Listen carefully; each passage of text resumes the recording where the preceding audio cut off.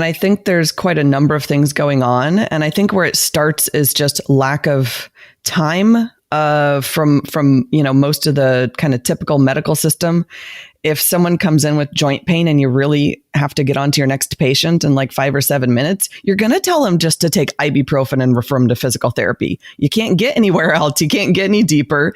And tons of my patients have come in where they've had, say, chronic low back pain, hip pain. It can really be anywhere. And they've seen a number of practitioners and haven't even had a physical exam. Welcome to the Anthropology Podcast. I'm your host, Megan Walker. As a former naturopathic doctor and anthropologist, I align the intersection of personal performance, purpose, and innovative thinking in badass women working to change the world as entrepreneurs and go-getters. Anthropology is the study and science of what makes an entrepreneur think, feel, and perform in a path compelled by a vision for helping others, solving problems, while building a life on your own terms. Together, we are exploring the health, mindset, and strategies that distinguish the world's best entrepreneurs. This is the Anthropology Podcast.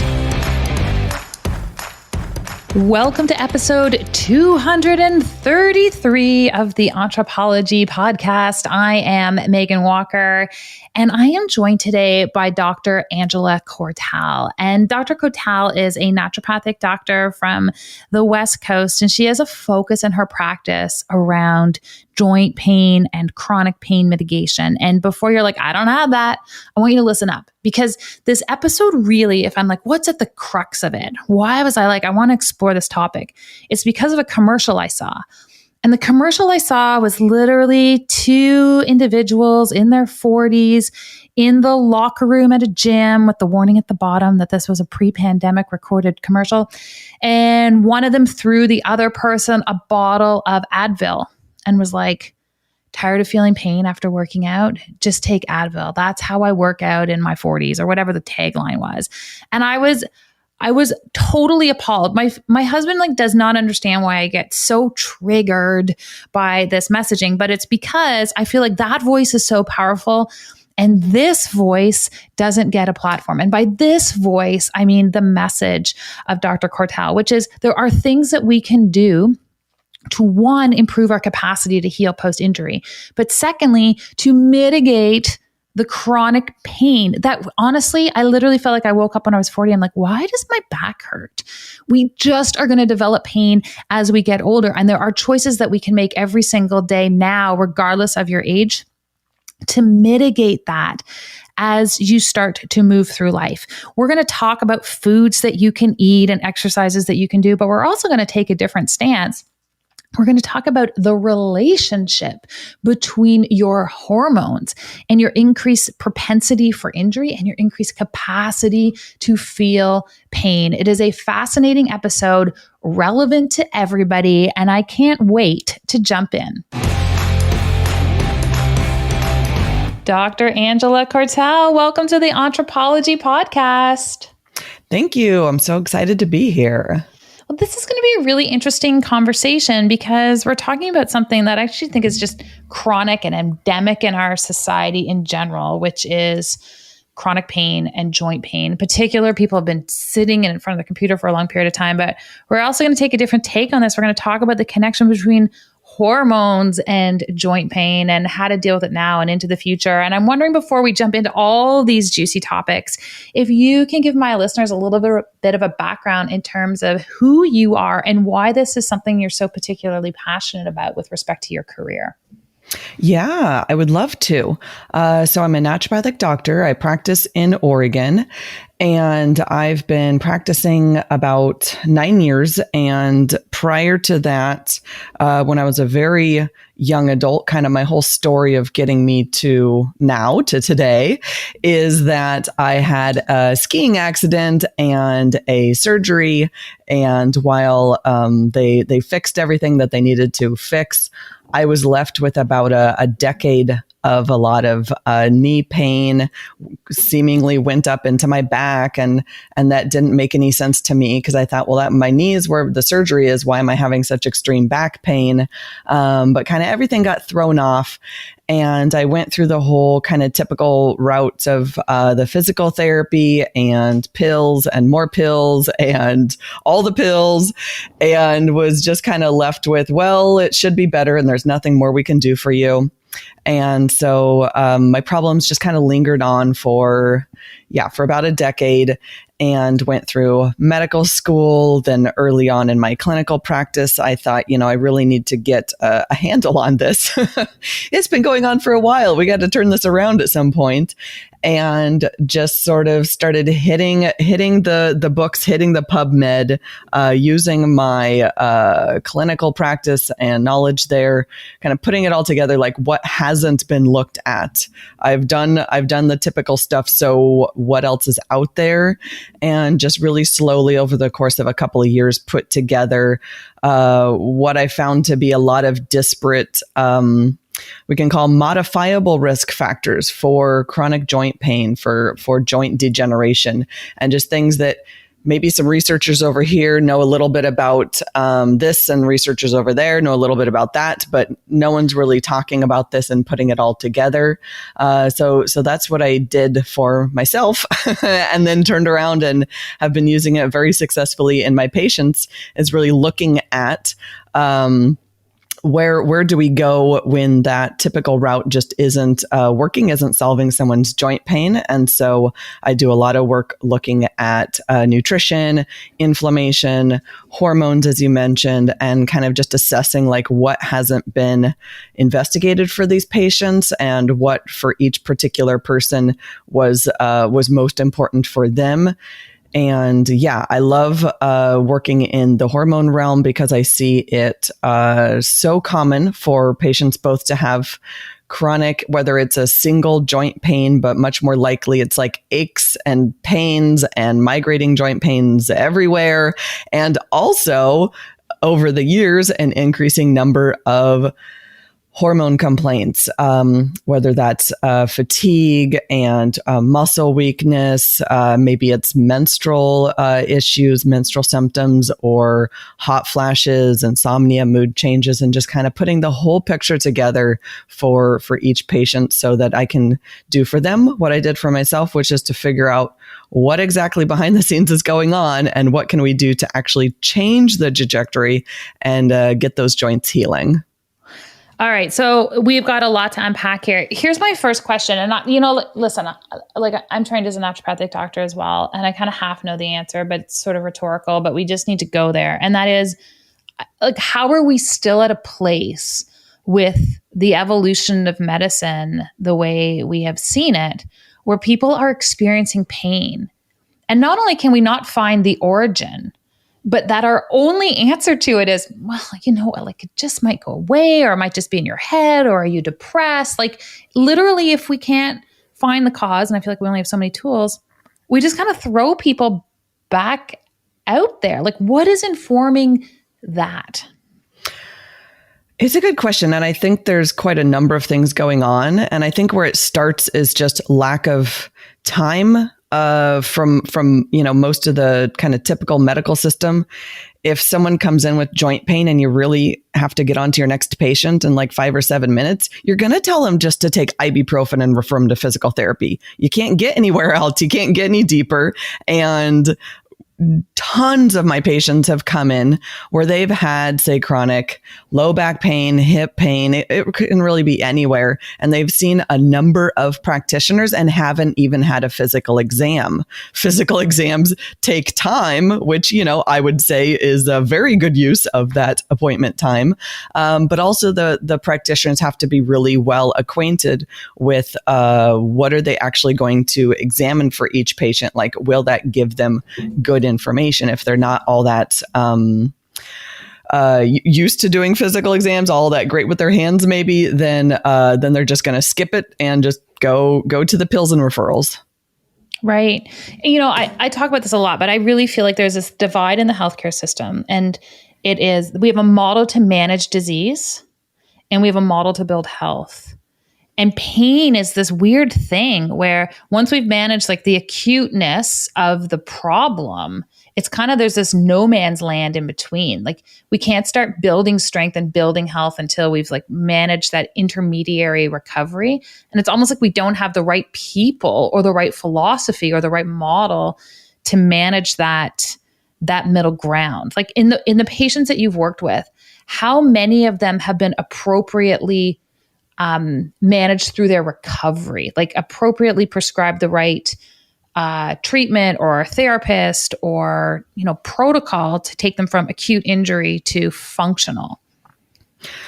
I mean, I would say the traditional Western medical system is set up to not to do that at all. And any of my patients who are going through that route, it's because they've taken upon themselves to put together their own team of people. Maybe they just are going out on their own, striking out and finding a nutritionist, finding some sort of athletic trainer, someone to help them get back into exercise, because the doctor may say it's important to exercise, but they're like, I can't right now. I'm in too much pain. So they're really having to go out there and I mean, that's what I had to do too also, is take it upon yourself to go out and find the people that are doing something different. Because if the regular approach isn't working, then you just kind of get stuck at the end of the road. And a very common scenario wasn't necessarily something that I went through, but many of my patients, is that they are also, quote unquote, good patients, compliant patients. They're, taking the anti-inflammatory pills, they're doing the physical therapy, and still have a lot of pain and aren't really getting any further workup, except for the surgeon to say, well, nothing's bad enough right now, so come back in 5 or 10 years. So they're given literally nothing, just told to wait 5 or 10 years, and then we'll see if you're bad enough for surgery. Where this is kind of the golden opportunity for when a lot of patients find me, it's like, this is the time we can turn this ship around. We got to do some investigation. We got to do some hands-on. We got to really crank that wheel to turn it around, but it's totally possible. Okay, so what do we do for those patients? They've come out of that acute phase, notwithstanding the fact that maybe they're prescribed physio or other pieces. And I think that's important, but I also really think that working with a naturopathic doctor and managing inflammatory processes is a game changer. What do people need to be aware of in that intermediary? What do you want everyone to be doing in terms of supporting the environment in which the injury is healing?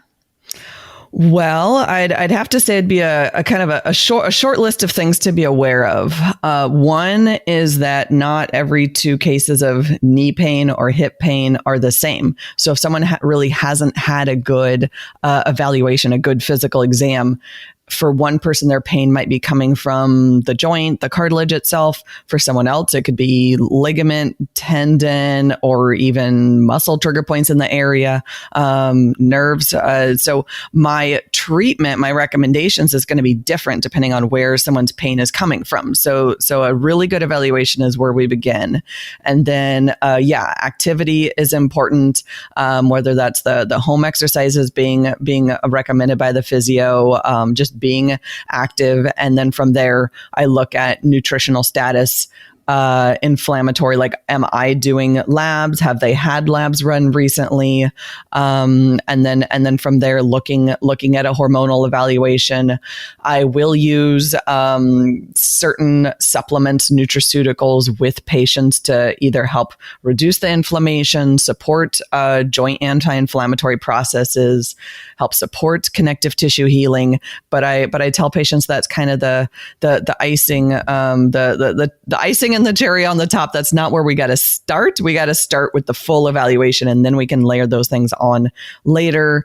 And then finally, in my practice, I do regenerative injection therapies. So sometimes when we've gotten everything else cleaned up, so to speak, then they might be even better suited for getting that type of injection therapy that's helping support healing in certain key areas. Again, that's all kind of predicated on having a good diagnosis and knowing exactly what we're working with. What is the connection between the hormonal piece and the recovery and then the chronicity to the pain? Because I think the hormones, people are like, I've got hormone issues, I got joint issues, I've got my people for each. Like they really think about the two together. What's the relationship there? It all comes down to regeneration of the cells in the joint complex. So of the cartilage, ligaments, tendons, and very specifically, we're talking about collagen fibers. So tendons and ligaments, if you looked at kind of what are they made of exactly, they're made of more collagen fibers than anything else. And same can be said for cartilage cells as well, just a slightly different type of collagen. So if we get really specific, we're talking about type 1 and 3 collagen in the ligaments and tendons, and type 2 in the cartilage itself. And the hormones support those regenerative processes. So if someone is deficient, let's say in estrogen or testosterone, then those processes, those recovery and regenerative processes are going to go more slowly because they're waiting. They're waiting to have the adequate signals and responses. And so someone just will have more of an incomplete healing picture, which can definitely look like kind of chronic pain, some low grade inflammation in the area, maybe some instability and weakness of that joint. What about propensity and risk for injury in individuals with hormonal challenges? Do you see hormonal patterns that predispose people to injuries? Yes, and it really can be any of the top 3, what we'd call sex hormones, the estrogen, progesterone, testosterone, predominantly the estrogen and testosterone. And that goes back to what I was just saying with the collagen fibers. So there'll be more weakness. The joints will lack integrity is how I would describe it. They don't have the capacity to respond to forces, whether that's someone going out and playing intramural sports, or a car accident, or I live in a rural area and people seem to fall off horses at a very high rate. Whatever it is, whatever force has been kind of hit into that joint, if someone has had a hormonal deficiency, then that joint won't be able to kind of stay sturdy and strong. It'll be much more likely to have, say, kind of small little tears in it, cause a weakness and instability of those joints. And then when it comes to progesterone is much more strongly tied to our nervous system as it connects to joints, perception of pain, and localized inflammation. So low progesterone is much more associated with, no matter what is actually pathologically going on, someone feels more pain in a low progesterone state.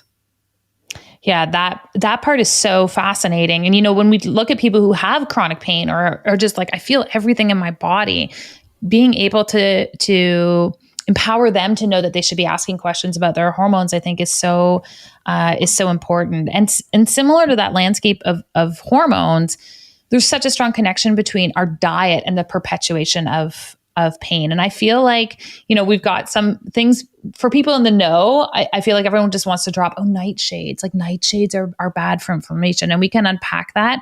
And then I feel for another huge percentage of our population, we've got individuals who are like, I've been drinking milk for 60 years to protect my bones and joints.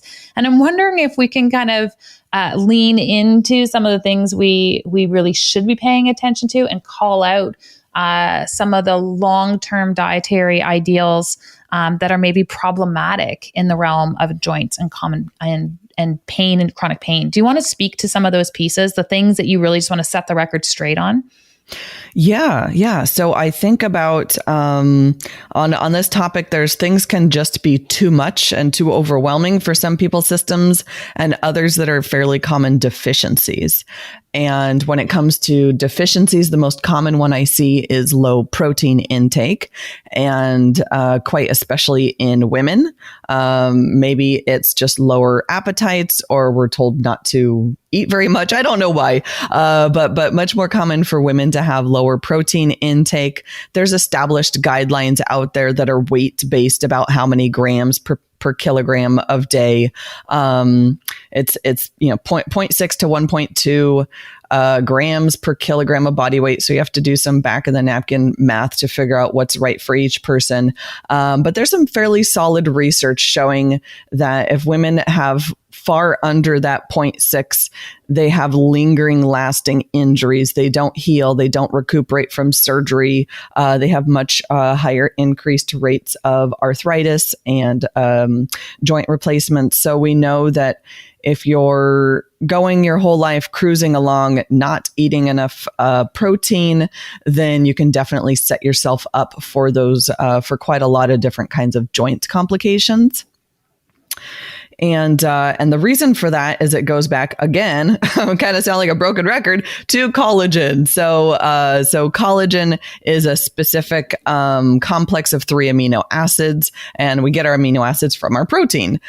So not enough protein, not enough collagen, and then compound that with the fact that pretty typically even a clean whole foods diet here in the US, it's pretty common too, if we're getting down specific to what kind, where our meat comes from, it's muscle meat. And people aren't as inclined in this country, at least, to eat things like pork knuckles and chicken feet and things like that are very high in collagen.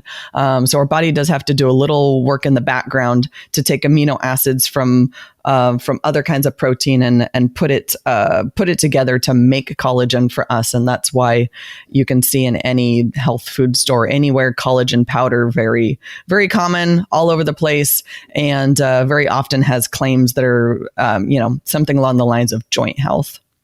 But should we be eating it? I think it's an important nutrient to get in. I do think it's the most effective. I think of it as like the super protein. I guess we can talk about like superfoods generally. People are often talking about antioxidants, and this is like the most specific protein that someone can be consuming, specific to building up their joints. And whether that's a bone broth or oxtail soup, or sometimes it's hard to figure out, well, does this food have much gelatin in it?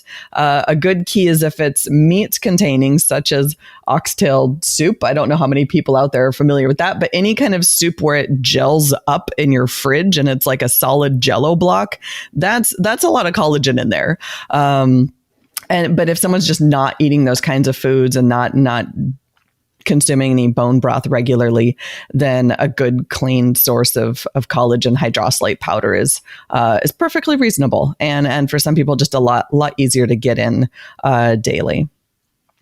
Yeah, listen, I throw collagen into my coffee. I love having bone broth a few times a week. Like once you get in the habit of it, it becomes really easy. Do you have certain foods you're like, here, ladies, like just eat these top 5 foods?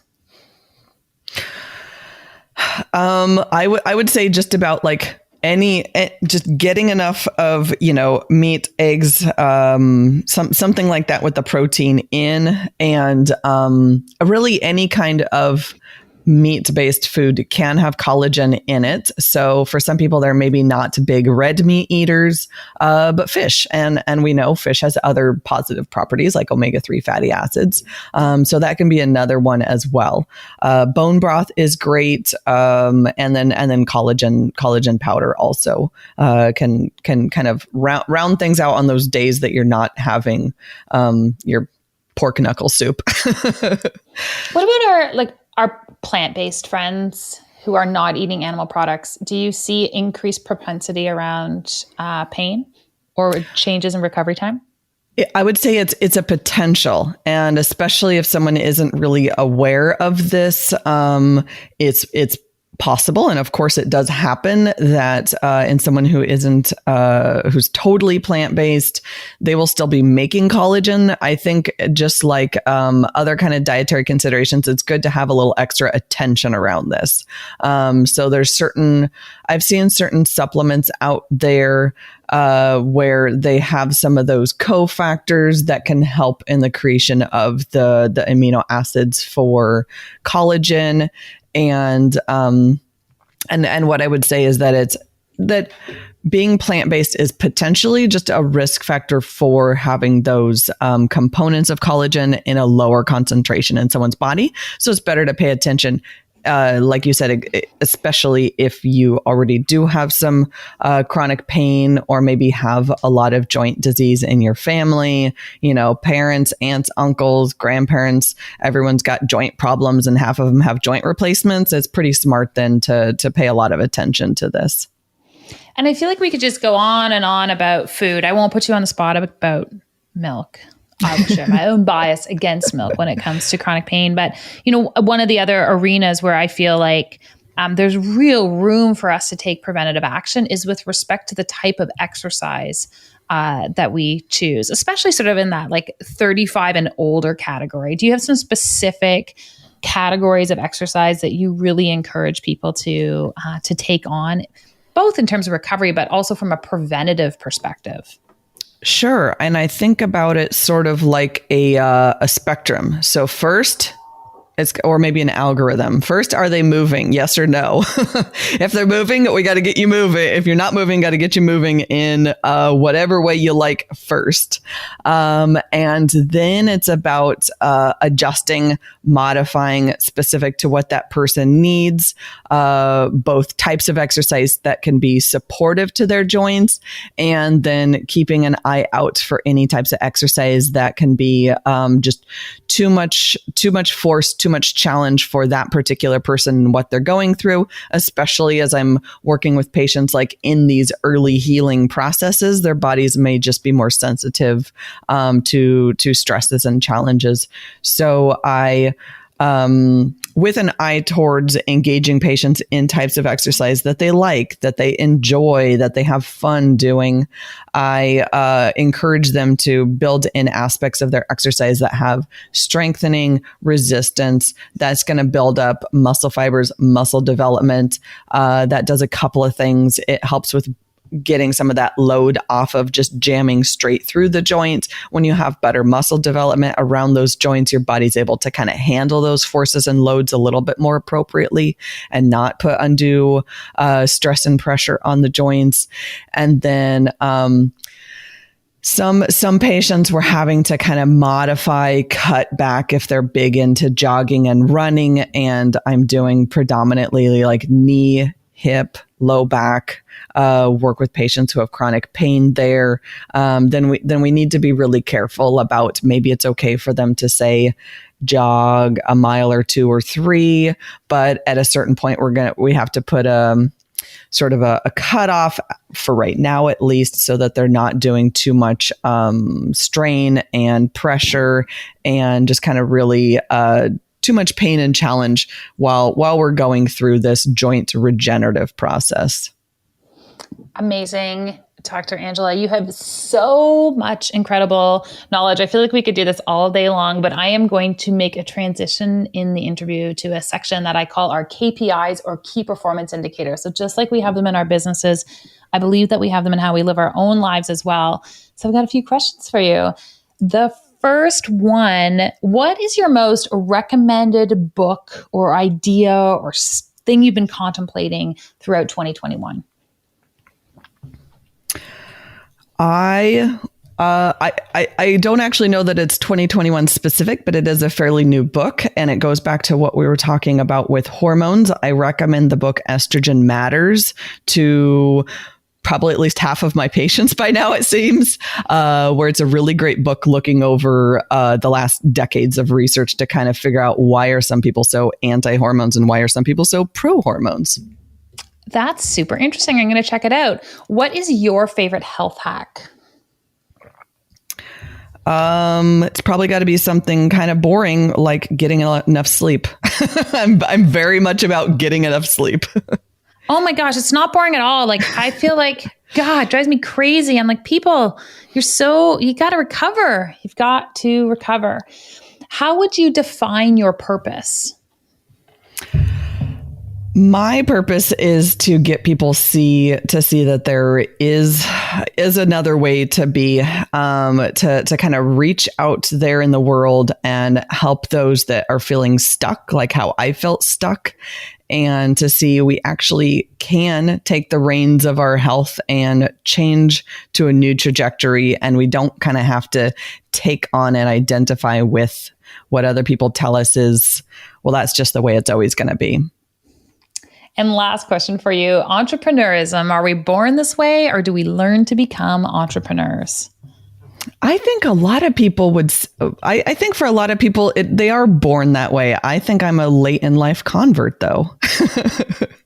There's no, like, you do it when you are called to do it. And you're doing amazing work in the world. Where can we send people to learn more about the work that you're doing in terms of getting people unstuck related to pain and their injuries? Sure. So I'm on Facebook and Instagram at Dr. Angela Cortal, and you can find my website with kind of everything I'm up to. I do a lot of education and classes, and my clinical work and everything is at drcortal.com. Amazing. Dr. Angela Cortal, thank you for joining me. Well, thank you so much for having me. This was wonderful. I thought this episode was so interesting and so important. And I really, honestly, I said this at the beginning, I didn't actually appreciate until I got into my 40s how pain just kind of insidiously shows up in our body. And this is something that we all have to take radical responsibility for. Sure, you might choose to pull the Advil card, but I suspect if you made it this far into the episode, you're actually interested in different choices. You know, there are things that I do every single day to manage my own, I'm going to call it the pain of aging, or maybe it's the pain of living well, or maybe it's just what happens. But I've made choices in my life to do certain things to minimize that. And I thought I'd actually share those, because what I really want is for you to share what you are doing, what your strategies are, which of the things on this list or some of the ideas that Angela's talked about that you are going to incorporate or are incorporating into your life. So, you know, here's a list of some of the things that I have started to do in my life that I've seen a huge difference on. I experiment all the time. I drop the things that don't help. I keep the things that do. The first is I move every single day. And right now, and I reorient my workout every quarter. Right now, what I'm doing is Pilates, weights, being able to lift heavier weights, and sprint training. So you guys know I love my Peloton. I get on my Peloton, I do like a 20-minute or 15-minute Tabata class, like really short, intense, short recoveries. If I'm at the cottage and I've got hills around, I will run up and down small hills, recover on the way down, go on the way up, instead of these long, drawn-out runs. I was finding those were actually hurting my body. The second thing I do is I hydrate. I'm really mindful of hydration, which doesn't just have to come from drinking water. It also comes from foods that are rich in water and fluid. So I'm really conscientious around hydration.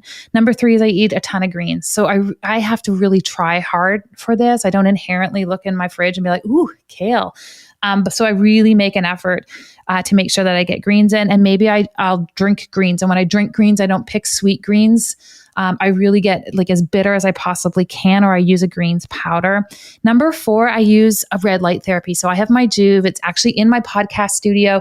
I try to stand in front of that for at least 10 minutes a day. I almost said 10 minutes twice a day, but that's what I wish I was doing as opposed to what's actually happening. The truth is I try to aim for 10 minutes a day. And we'll put this in the show notes, but we did an episode with the founder of Juve talking all about red light therapy. I'll throw it in the show notes so you can learn a little bit more. About that. The next one, I can't read my writing on my list, so I'm going to skip it. And the 5th one is I really have endeavored to have more fun. And this was something for a long time, I'm like, I had a hard time having fun. I had a hard time picking, I could do a little bit more work, or I could do a little bit more self-help reading, or I could do, I could go do something productive, or I could do a puzzle. And I've really made an effort in the last 8 weeks or so to pick the more fun option. I have no doubt that I have an ability to work hard and stay focused and do more of that stuff. So my problem is actually not carving out the time or finding the discipline to do those things. It's actually having the discipline to relax. It's actually having the discipline to just do nothing. And I actually find that has made a massive difference in how I feel on the inside. But I want to know from you guys, one, what the heck do you think this writing is that I can't read? It's something daily. It started with an M and it wasn't meditate. So you can share that over on Instagram. And I'm running a poll over there today. I want to know what you guys are doing to help make your body feel at its absolute best. I love this conversation. I appreciate all of you. As always, I am Megan Walker. I'm wishing you an impactful week ahead, and I will chat with you again next week.